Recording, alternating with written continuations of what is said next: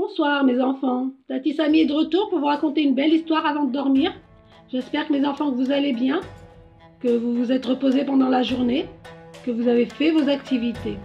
Bravo mes enfants. Donc avant de commencer mes enfants, j'ai choisi pour vous ce soir une très belle histoire, Sinbad le marin. Vous allez adorer. Donc vous devez avoir dîné, vous vous êtes brossé les dents. Bravo mes enfants. Donc tout le monde au lit et je commence. Et tac. Et tic, qu'est-ce que tu fais dans cet océan?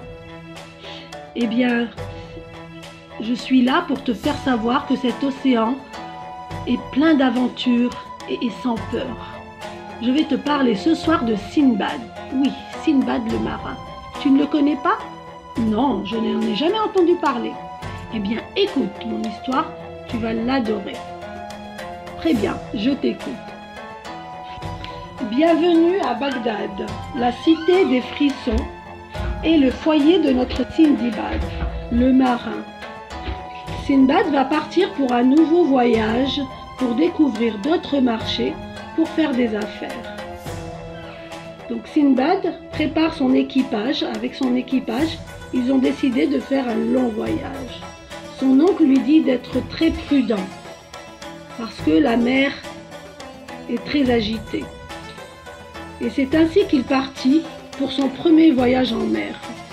Il adorait le vent. L'eau était fraîche. Tout était fait pour lui. Mais lentement, il finit par se lasser. Il voulait à tout prix rejoindre la terre parce qu'il en avait assez de rester dans l'eau.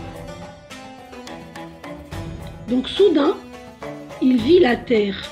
Une petite île qui était devant eux. Ils étaient contents. Donc ils décidèrent d'accoster dans cette île. Donc arrivé à l'île, Sinbad décide d'aller se promener. Oh, quelle belle verdure! Sinbad était ébloui par cette île. Mais il trouvait quelque chose d'étrange ici. Tout d'un coup, la terre se mit à trembler. Tous les marins n'arrivaient pas à tenir dessus. Mais qu'est-ce qui se passe? Pourquoi cette terre tremble autant? Je ne comprends rien. Tous les marins essayaient de rejoindre leur navire, mais ils n'y arrivaient pas tellement la terre tremblait. Sinbad aussi était très loin des hommes de son équipage, donc il a essayé de les rejoindre. En fait, l'île, ce n'était pas une île, c'était une baleine qui s'était endormie. Elle avait tellement dormi, elle avait dormi si longtemps qu'une forêt a poussé sur son dos. Oh, incroyable! Les marins essayaient de rejoindre leur bateau.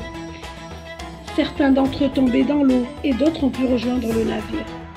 Sinbad s'accrocha à un arbre et se laissa flotter par cet arbre.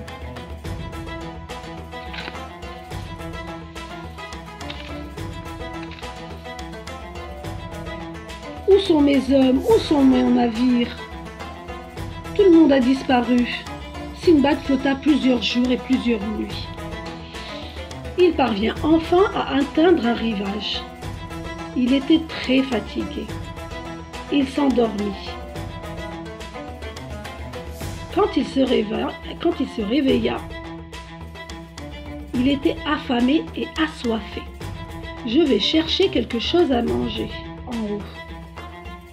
De l'eau, enfin de l'eau. Oh, enfin de l'eau. Sinbad commença à boire. Soudain, il entendit des sons de chevaux. Et il vit deux hommes. Qui es-tu? Je suis Sinbad. Et je suis content de vous voir. Sinbad leur raconta son histoire. Les hommes n'en croyaient pas leurs oreilles. Heureusement que nous sommes venus de ce côté de cette île, sinon tu n'aurais rencontré personne. Nous allons t'emmener dans notre royaume pour rencontrer le roi. Sinbad était content.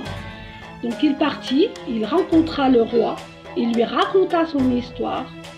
Le roi était émerveillé.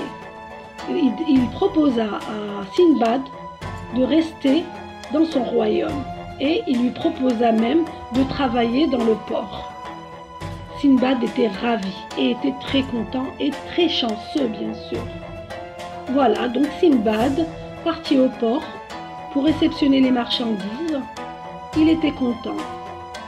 Mais de jour en jour, il commença à se lasser de ce travail et Bagdad lui manquait beaucoup, énormément.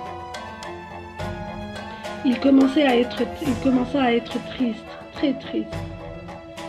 Un jour, alors qu'il travaillait dans le port, il rencontra un de ces marins. « Mais que fais-tu là? J'ai pu échouer dans cette île. Et vous, comment vous êtes retrouvé dans l'eau?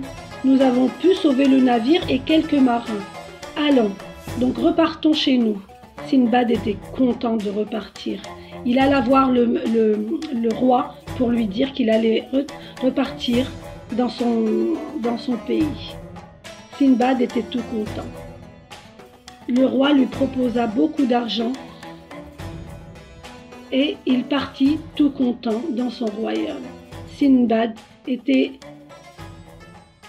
très content. Voilà mes enfants. Voilà, donc Sinbad a pu repartir chez lui. Il était très content de retrouver toute sa famille. Voilà mes enfants. J'espère que l'histoire vous a plu. Faites de